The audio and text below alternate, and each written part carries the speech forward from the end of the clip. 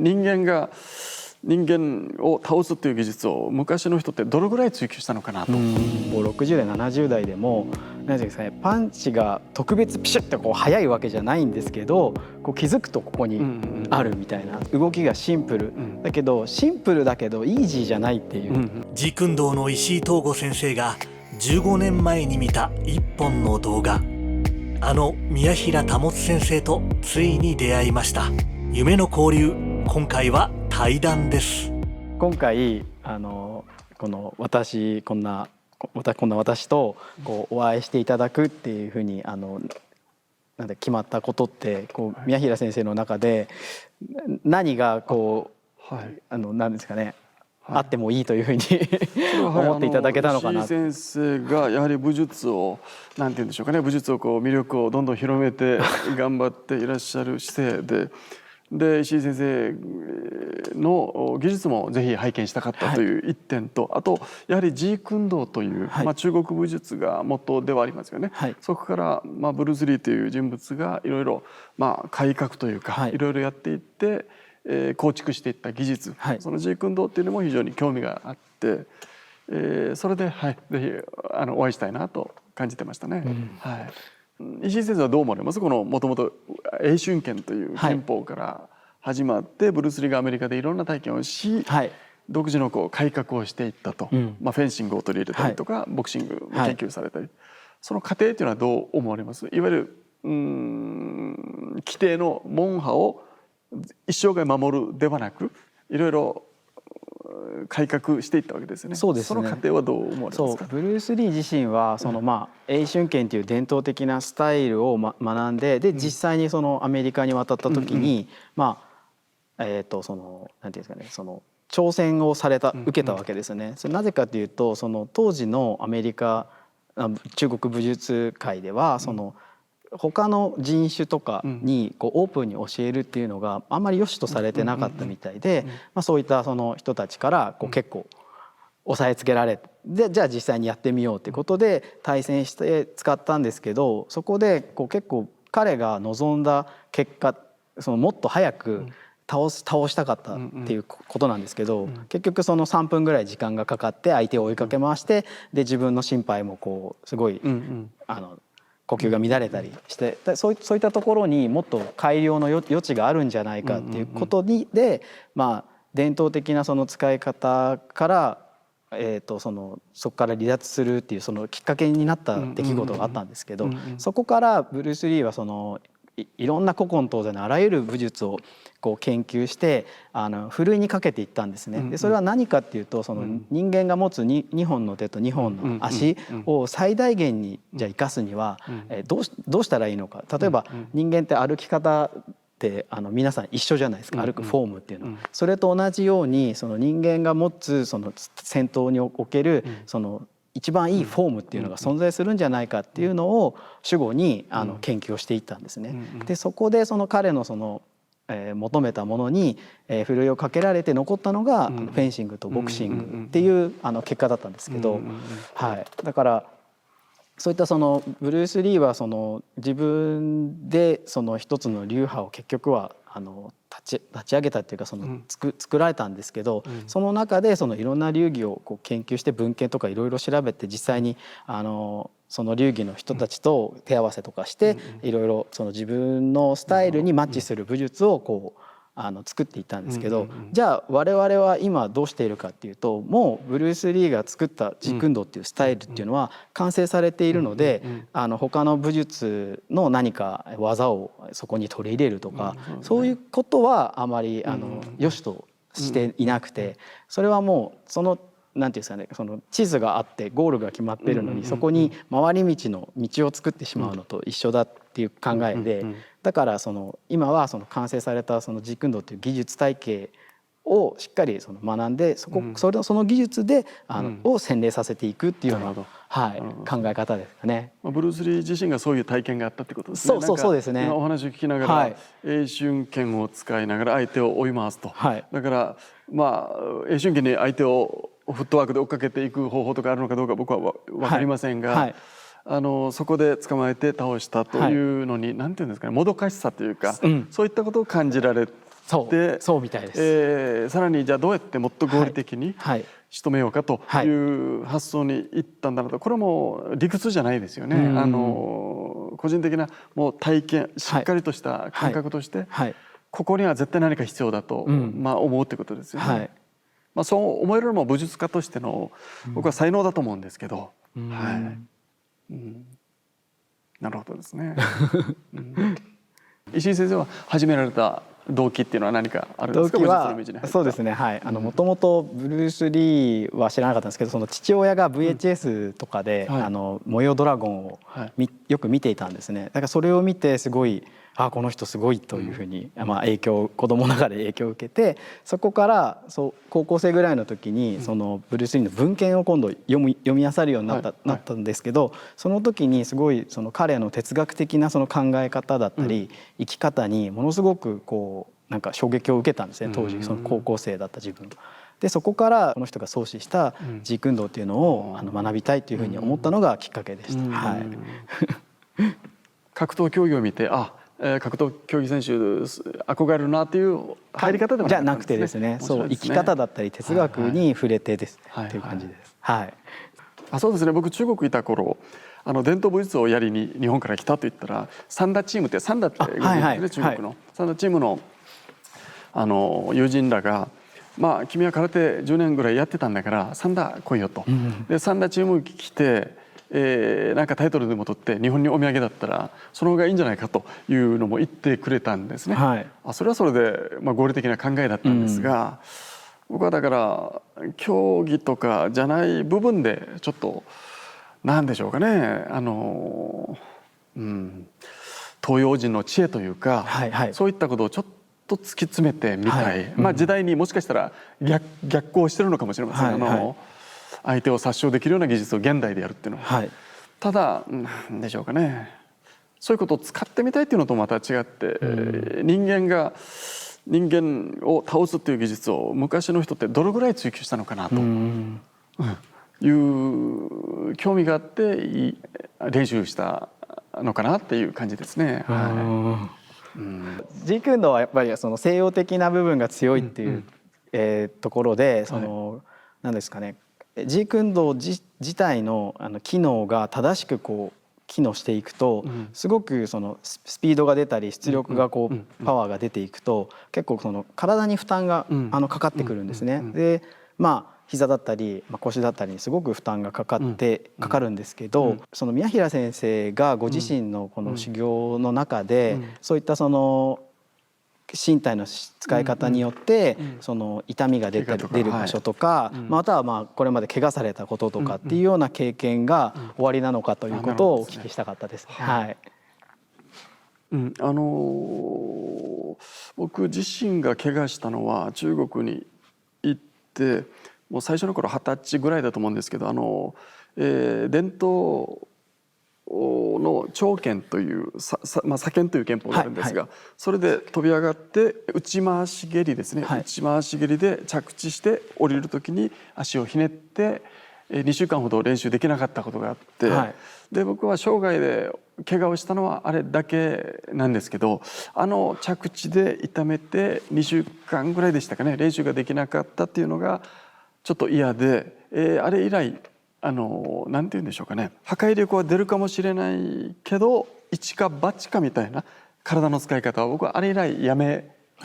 た感じがします。そうなんですね。これもマーブーの話、さっきの担当の話に行き着くんですけど、やっぱり担当っていうのを体に染み込ませてると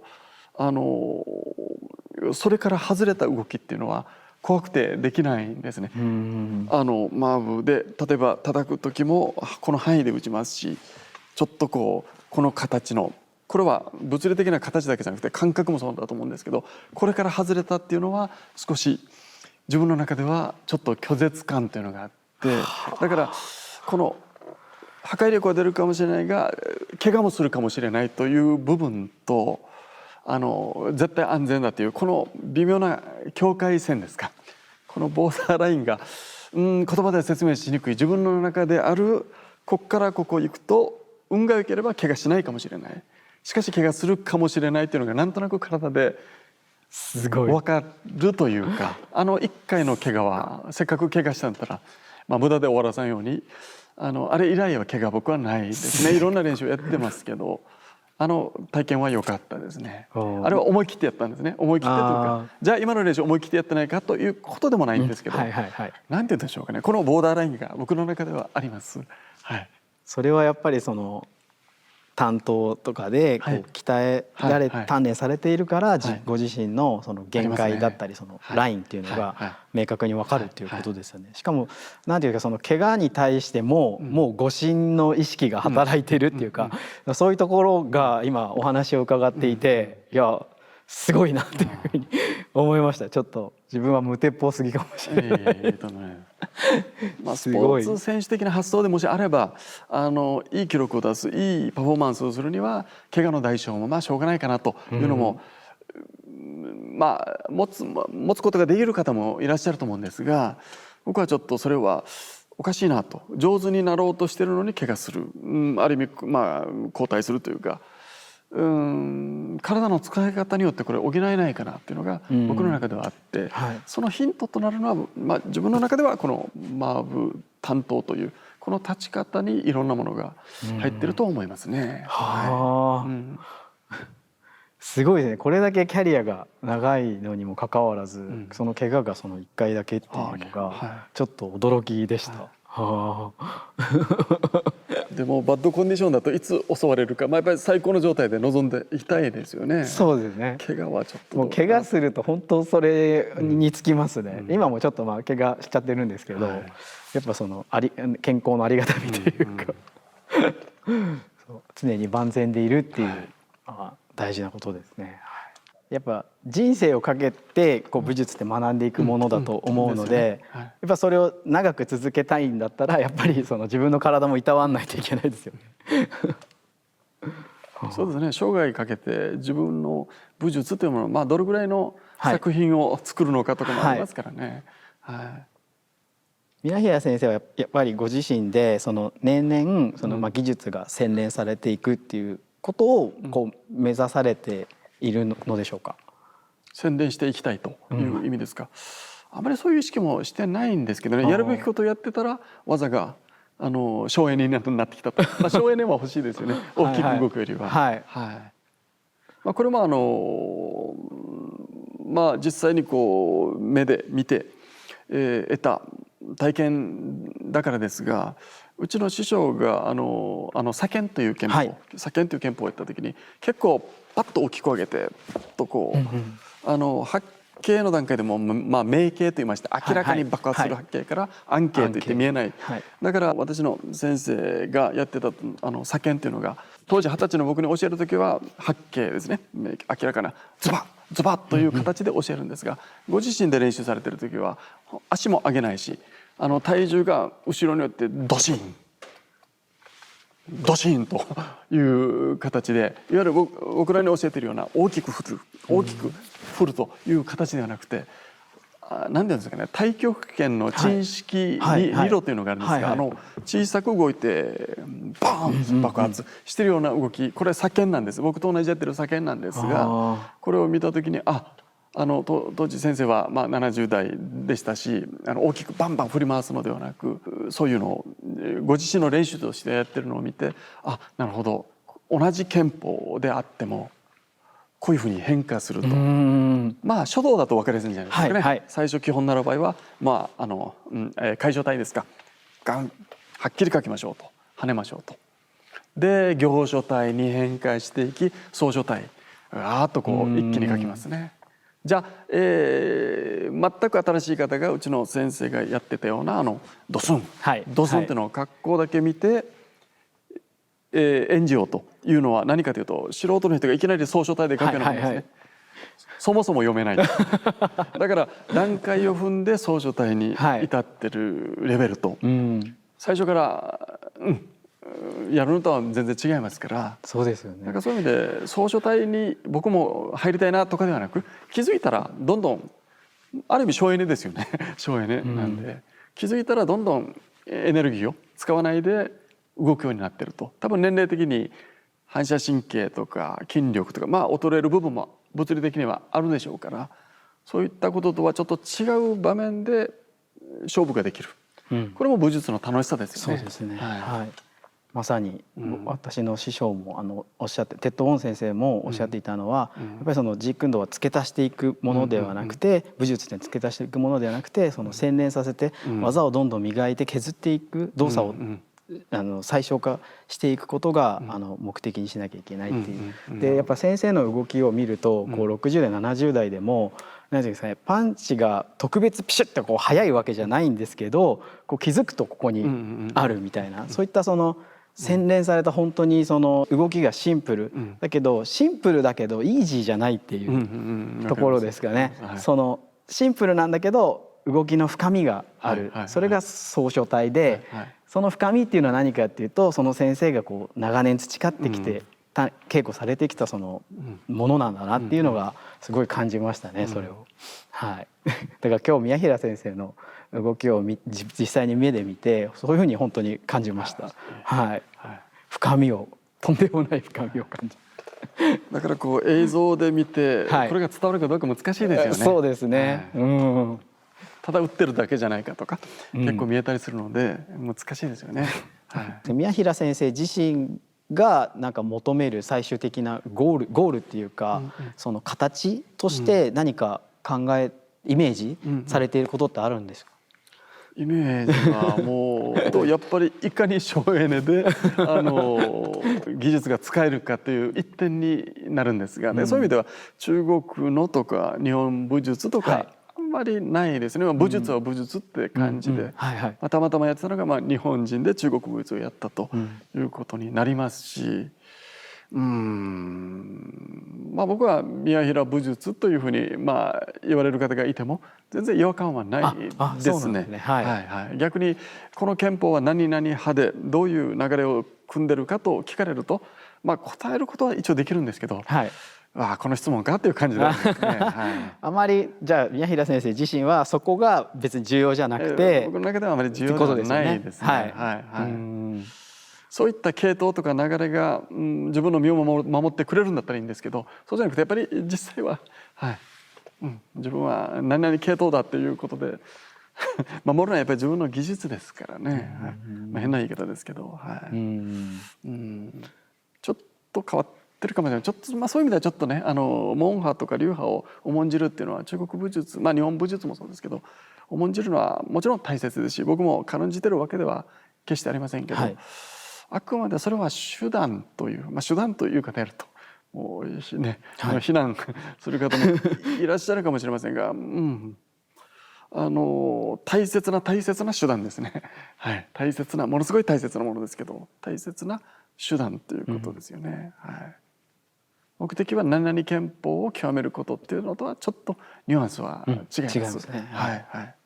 僕はそういう意味で武術家ブルース・リーっていう方はすごく共感感じるところがたくさんありますね。なんかそうお話を伺っていて、すごくなんか生き方だったり、なんかその歩み方がなんかすごい似てらっしゃるなっていうふうに感じました。なんかそのね、中国で学んで沖縄にこう持ってきた時のなんかこう状況だったり、なんかそういうのってすごく似てるなっていうふうに感じましたね。先生自身もそう。武術家ブルース・リーにはいろんななんて言うんでしょう、もう僕らの世代はブルース・リーの年齢をもうとっくに超えてしまってますけど、すごくなんて言うんでしょうかね、頭の回転もすごい中国人青年だったんだチャイニーズアメリカンですか、すごくなんていうのかな、勝ち気でもあるし、で自分がやってる技術をアメリカ武道会で、まだ当時あまりカンフーがもし広まってなくて空手柔道だとしたら、決して自分は劣ってないぞという気持ちもあったと思うんですね。僕も沖縄帰ってきて空手の先生方、沖縄は当然空手のこの地域ですから、その中で中国武術って言ってもなんだそれという空気もあったと思うんですけど、ただ多少はいろんなことで時間かかるかもしれないけど、別に自分の技術が劣ってるとかとは思ってありませんでしたので、ここでやっていこうという、そういう意味ではすごく鍛えてもらってますよね。空手というすぐに中国武術ですか、どういう流派ですかって挙げてくれない環境でしたので、ありがたいですね、逆に。だからこそチンナはやるように、そういう表現の仕方をやるようになったと思うし、違いを見せるための表現方法ということですよね。そういう意味では僕の中国武術はたまたま沖縄っていう場所でやったということもあるかもしれませんが、中国武術をやってる方からよりも空手とか格闘技をやってる方からの方が面白いって言っていただける機会が多いですね。中国武術側ではなくて空手の方からは非常にありますね、はい、多分空手に向けた表現の仕方もやってたからだと思うんですね。なんかその逆境の利用の仕方っていうか、そこの切り抜け方っていうのがすごいやっぱ発想だと思いますし、そういうところもこうブルース・リーが歩んできたなんかあれと似てるなっていうふうにすごく感じました。はい、宮平先生の生き方。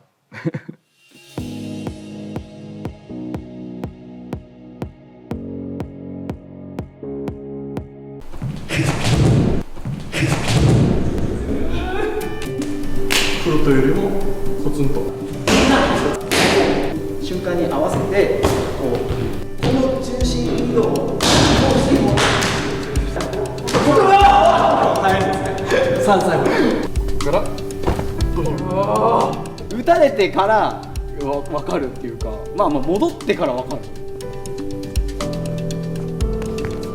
見ない方がもう確実に確実に完璧じゃないですか。そしてこういうこっちに回り込んだら下に足してこう入っていく。石井東吾、宮平保、武術家たちの人生が交差するクロスロード黒帯ワールド。